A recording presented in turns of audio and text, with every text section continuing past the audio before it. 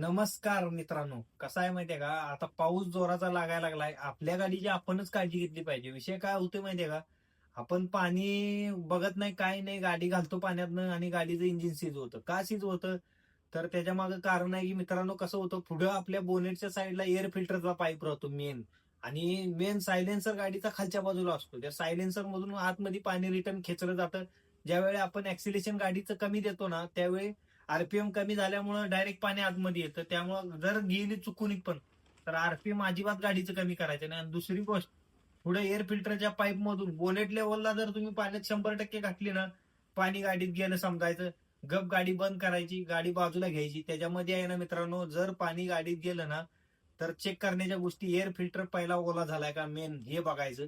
दुसरी गोष्ट, बॅटरीची केबल दोन्ही काढून ठेवा, की कारण की करंट पूर्ण डिस्कनेक्ट झाला पाहिजे गाडीचा. आणि तिसरी गोष्ट, ईसीएम, गाडीचा ईसीएम काढून सुकवला पाहिजे, की ईसीएम मध्ये वायरिंग मधून कुठं पाणी गेलंय का, किंवा काय झालंय का. किंवा तिसरी गोष्ट, डिपस्टिक ऑइलची असते ना, ती काढून चेक करा, की बाबा त्याच्यामध्ये आत पाणी कुठं ऑइल मध्ये मिक्स झाले का.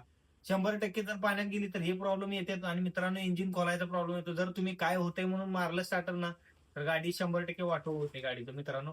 त्यामुळे आपल्या गाडीची आपणच काळजी घेतली एवढंच सांगायचं. आणि आपले एक मित्र आहे, त्यांनी मला मेसेज केलेला की दादा ह्याच्यावर व्हिडिओ बनवा तुम्ही.